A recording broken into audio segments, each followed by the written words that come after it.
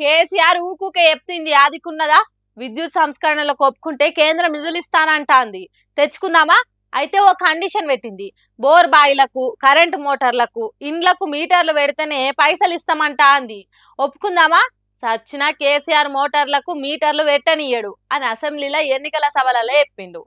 ఇప్పుడు సీఎం సీట్ల కేసీఆర్ లేడు గాని డిజిటల్ మీటర్లు మాత్రం గుండెలో గుబులు పెంచుతున్నాయి ఆంధ్రప్రదేశ్ రాష్ట్రంలో ఇండ్లల్లో ఫిట్టింగ్ చేసేటానికి వచ్చిన కరెంట్ మీటర్ల ముచ్చట చూడుండ్రి ఎంత గుబులు పుట్టిస్తున్నదో అదాని స్మార్ట్ మీటర్లు 600 వచ్చింది 2000 వస్తుంది ఇప్పుడు 4000 5000 వస్తుంది ఎట్టి పరిస్థితుల్లోని ఈ అపార్ట్మెంట్ కాదు ఏ అపార్ట్మెంట్ దగ్గర కూడా అయ్యప్ప నగర్ లో కాదు ఊర్లో ఎక్కడ పెట్టినా ఎరగొట్టేస్తాం వీటిని ఎరగొట్టడమే మీరు ఎంప్లాయీస్ మిమ్మల్ని మేము అంటలేదు మీ అధికారులు చెప్పండి ఎలక్ట్రికల్ డిపార్ట్మెంట్ వాళ్ళకి ఎవడైనా సరే అదాని స్మార్ట్ మీటర్లు పట్టుకొస్తే ఎర్రగొట్టి తొక్క తీసేస్తా ఉన్నారండి ప్రజలని చెప్పు అయ్యప్ప నగర్ లో ఎవడైనా అడుగెడితే కాళ్ళు ఎరగొట్టేస్తాం ఈ అదాని స్మార్ట్ మీటర్లు పట్టుకొస్తే 600 వచ్చినోడికి 2000 వస్తుంది ఇప్పుడు 3000 4000 వస్తుంది ఫోన్ రీఛార్జ్ ఎలాగుందో కరెక్ట్ గా ఆ టైం కట్టకపోతే కట్ చేసేస్తారంట అది సంగతి విజయవాడలో ఉన్న అయ్యప్ప నగర్ లో అదాని స్మార్ట్ మీటర్లు పెడితే పలగొడతాం 600 వచ్చే బిల్లు ఈ మోటార్లు పెట్టుడుతోని 2000 5-6 వేలకు పోతుంది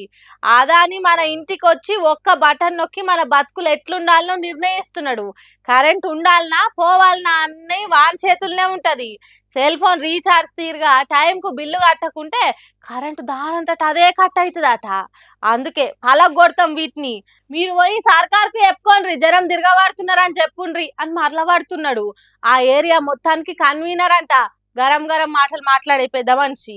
చూసిండ్రా ఎట్లుందో కరెంట్ మీటర్ల మోసము అయితే దీని మీద ఏపీ సర్కారు అంతకు ముందు ఆంధ్రా నేలిన జగనే దీనికి ఒప్పుకున్నాడు అందుకే స్మార్ట్ మీటర్లు పెడుతున్నాం అంటున్నది ఓసారి ప్రతిపక్షంలో ఉన్నప్పుడు లోకేష్ స్మార్ట్ మీటర్లు పెడితే పలగొడతామన్నాడు ఇప్పుడు మాత్రం వాటిని పైలంగా బిగిస్తున్నారు గత సర్కారు వేరు మేం వేరు స్మార్ట్ మీటర్లు వద్దే వద్దు అని అంటే కేంద్రం కుదరదంటదా కానీ పోయిన సర్కారు పేరు చెప్పి డ్రామాలు ఆడుతున్నారని ఇంకొందరు అంటున్నారు ఒకవేళ అప్పుడు కేసీఆర్ ఈ స్మార్ట్ మీటర్లకు ఒప్పుకునేది ఉంటే తెలంగాణలో కూడా ప్రతి మోటార్కు ప్రతి ఇంటికి స్మార్ట్ మీటర్లు షేర్ అయ్యి కావచ్చు కానీ కేసీఆర్ తెలంగాణ రైతుల బావు కోసం సచ్చిన మోటార్లకు మీటర్లు రాని అని అన్నాడు మరేమో చూడాలి కాంగ్రెస్ సర్కార్ ఈ స్మార్ట్ మీటర్ల మీద ఎసొంటి నిర్ణయం చేస్తున్నదో కేసీఆర్ తీరుగానే తెలంగాణ రైతులను కాపాడుతాడో లేకుంటే ఏపీ సర్కార్ తీరుగానే జనాన్ని తిప్పల పెడుతుందో చూడాలి కాంగ్రెస్ సర్కార్ ఏం పరిపాలన చేస్తున్నదో ఏమో గానీ సొంత పార్టీ ఎమ్మెల్యేలకే రక్షణ లేకుండా పోయింది cantonment Congress party MLA Shri Ganesh పానాలే పోతుండేనట కొద్దిగా అయితే ఆ ముచ్చటేందో ఎమ్మెల్యేని చెప్తున్నాడు ఇన్నుండ్రోసారి అదంతా చేస్తే నాకు డోర్ ది అనేసి అర్థం తీసుకుని అర్థం తీస్తలేదు అర్థం తీసుకోకుండా వీళ్ళు వచ్చి గర్మిళ్ళు వచ్చి నిలబడితే గర్మిళ్ళ వీటికి గన్ను ముచ్చుకోవడానికి కొంతమంది మీతో వచ్చేసి నా మీద గ్లాస్ తీసి అటాక్ చేయాలని చూస్తుంది ఇది జరిగిన విషయం దానికి ఏమైంది వీళ్ళు కనిమిళ్ళు వాళ్ళు ఇదైతుంది వీళ్ళు దోస్తున్నట్టే నేను ఏం చేసిన మా డ్రైవర్ చేపించినాడు వెళ్ళిపోదాం వీడు మనం అటాక్ చేయాల్సిన డిసైడ్ అయిపోయారు బండి తీసుకుని వస్తుంటే మేము 100 డైల్ చేస్తే 100 కలవకుంటే అప్పుడు ఇండియా పోలీస్ స్టేషన్ ఉంటే పోలీస్ స్టేషన్కి వచ్చిన వాళ్ళు ఇద్దరు ఎక్కువ వేలు మనకు తెలియదు వీళ్ళని బ్లాక్ చేసి మొదటి స్ట్రీట్ ల్యాండే ఉంది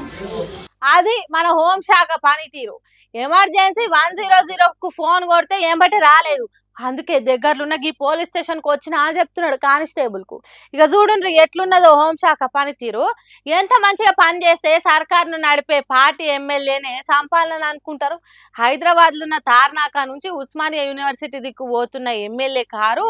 చుట్టూ రౌండ్ అప్ చేసి కన్ఫ్యూజ్ చేసిండ్రట కార్ అద్దం దించు దించు అని ఎమ్మెల్యే ఎంబటి పడ్డారట గన్మెన్ల దగ్గర ఉన్న తుపాకులు గుంజుకొని చూసిండ్రట